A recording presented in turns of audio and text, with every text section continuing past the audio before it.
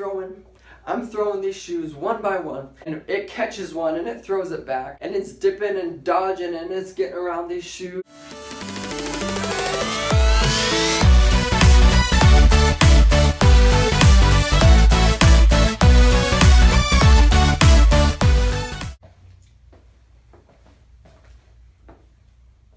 So I have a story that I need to tell you.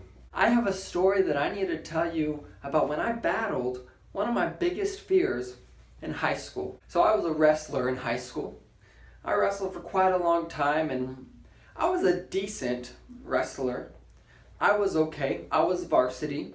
I wasn't the best varsity out there, and I wasn't the best that wrestled in the state. But I qualified for state wrestling one year. I had a winning record. If you know anything about wrestling, it's that it wears you out. And so one evening after I had gotten done with a wrestling meet, I get home and my family is already in bed. I'm the only one that's awake in the house, and so I just jump in bed and I lay down on top of the covers, and that's that. I'm gonna go to sleep. I don't even worry about changing into pajamas. Now let me give you a little backstory. My room was the only room that had hardware floors in the whole entire house besides the kitchen. I was very used to hearing things on my floor, and that floor creaked, and we used to have a mouse problem in my room. It used to be a storage room.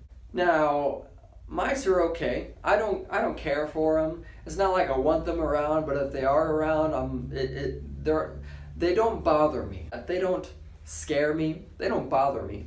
But we used to have a mouse problem, and it was always in my room. My room, there was a little opening to the foundation of the house. Mice found an easy way into my room all the time. Now we thought we had taken care of it, but I laid down in bed and I flipped my light off, and I'm laying there in bed, and all of a sudden I hear this little pitter-patter across my floor. And so I lean up, I switch my light on, and I'm like, okay, here we go, there's a mouse. I look across the room, and my room's messy. I mean, I was a teenage boy, of course my room was messy. The floor, there was stuff all over it. I scan across my room, and I don't see anything.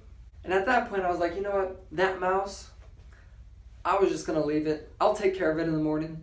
Whatever, I'll just take care of it later. And so I lay back down, and I had just about fallen asleep, and all of a sudden I hear this pitter-patter again, and instead of it being on the hardware floor, it was across something metal. Now the only metal thing in my room was the air vent that was in the floor, and so I knew exactly where this mouse was. And so I lean up, and I flip on the light, and I take a look over the air vent that was on that side of the room. And to my dismay, there was a giant wolf spider. Now, if you're not from the Midwest, wolf spiders are these scary looking giant spiders, right? They're very fast, they're very agile, and to me they are very scary. And so this wolf spider was standing on that air vent over there. Now I'm terrified of spiders. I have always been terrified of spiders. See, mice are okay. They have 4 legs. Spiders, they have 8. Anything that has more than 4 legs is scary. I promise you that. You should be afraid. But this spider was sitting over there, and now it knows where I sleep. It knows that that is my bed, and as soon as I fall asleep, it's going to take care of me. It's going to wrap me up in its web, pull me away, and to eat me for dinner. And so I'm thinking, I can't go to sleep until I know that thing is dead. Now thankfully, my closet was right here, right next to my bed within arm reach. So I could reach over and I could open up my closet. Now I was in sweats, I was in a t-shirt, and that's all I had on. But I'm like, that is not enough if I want to go into battle with this thing. I put on my hunting boots, I slip them on, I put on a sweatshirt, I put the hood up, and I pull those strings as tight as I can, and I tie them up, and I make a little bow so that there's only like a little hole that I can see out of. And I find some gloves, I slip them on so that when I go to battle with this thing, no place that this spider can get me except for this small little tiny hole in my face. Now thankfully, this closet that was right there used to be the catch-all for all the old shoes of my family. Now I have a big family. It's me, my mom and dad, and my 3 younger sisters. Right? So there's 6 of us.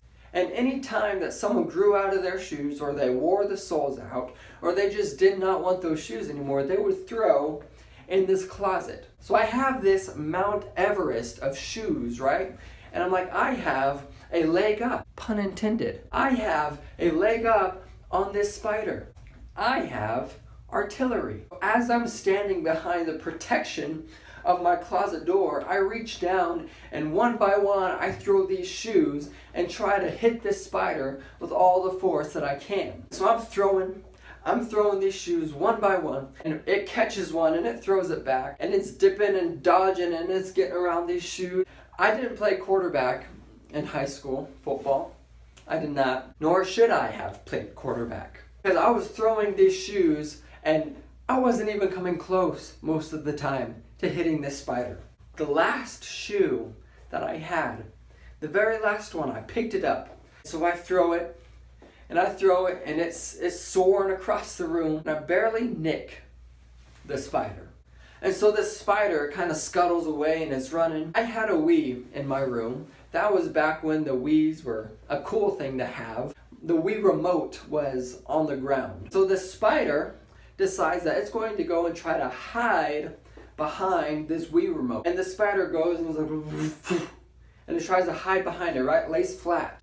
Now the thing was, this spider was so incredibly big that when it laid down behind this Wii remote, its legs sticking out were twice as long as that Wii remote. That's a big spider. Twice as long as the Wii remote. And so right then and there, I was terrified. This is not just any war. This is a battle for my life. My sister's lives and my parents' lives. Because I know that if I don't take care of this thing right now, that thing is just going to go and eat everyone else in the house. I remember my friend and I took this staff that I had. And we took this staff, and us boys being boys, took a knife that we found. We had duct taped it to the end of that staff so that we could have made a makeshift spear. Now that spear was underneath my bed. I've got another weapon. Hey, some of you are thinking that, Zach, why didn't you just go run and step on the spider? I mean, you have boots on. What I was afraid of, if I went and stepped on that spider, that it was going to catch my leg and just throw me across the room. I needed distance. So I took this spear that I have, I took the knife off, and now I just have this staff, right? I have a ranged weapon. Just as I'm about to lunge and try to get this spider, that spider sees me coming, and there was 2 entrances to my room. There was one right by my bed, and then there was one across the room to the front door in the living room. So this spider takes off and goes across the one into the living room. This is my worst fear. This spider has now gone out of my sight. What if I don't find it? And so I go out the other door and I wrap around to the living room. To my dismay, that spider was nowhere to be seen. I had now lost this spider somewhere. And there was no way that I was going to fall asleep knowing that this spider was somewhere in my house. Me being a Christian, I talked to my Father. I said, God, if you really, really love me, you would help me chase down this spider and end its life. God must have heard my prayer, because as soon as I said, amen, it was like divine intervention, right? This idea popped in my head, and I turned around, and there was my dog's ball that he used to play with all the time. Now, I'm a gamer. I play a lot of Call of Duty and Halo and that kind of stuff. You know, you take a grenade in one of those games, you throw it in a room, and that little red indicator pops up, and all the people that are in that room will scramble out of there so they don't die. I grabbed this ball and I said, God, Lord, I'm going to throw this ball into that room. Let it find its mark. And so I tossed this ball into the living room, and it bounced around a couple times. And God must have heard my prayer, because that ball ended up rolling underneath one of the couches. And the spider runs out into the middle of the living room and looks at me square in the face with its legs up like this, and is about to attack. So I have this staff, and with Chariots of Fire soundtrack playing behind me, I start running in slow motion, and that spider starts running at me in slow motion, and we're running at each other, and it was like a movie scene, let me tell you. And I jump in the air. I take a leap of faith. And I jump in the air. All of my weight and all of my courage that I had, I landed on this spider with both feet. And I took this staff of mine that I had, and I just crunched the spider up into a million pieces. It had 8 legs, now it has 16. It had 2 body parts, it probably has 20 now. And I took this staff and I just ground this thing to bits. I had finally won the war. Now I go back to my room and I lay down. I leave the spider where it is, I don't clean it up. I want it to be assigned to any other spider friend of his that says, I am the master, I am Master Chief of this house, no one can mess with me. And I wake up the next morning and I go out to the living room and it's gone. It's gone. Like it had formed up, all of it, like the valley of the dry bones where bone came to bone and tendon came to tendon, and it formed up and it had ran away. And so in panic, I run to my dad, who was awake at that time, and I say, Dad, did you see anything in the living room this morning when you woke up? And he looks at me and he says, well, yes, I vacuumed the living room this morning, and why was there a whole bunch of black yarn all over the living room? And I said, Dad, oh, I've got a story for you.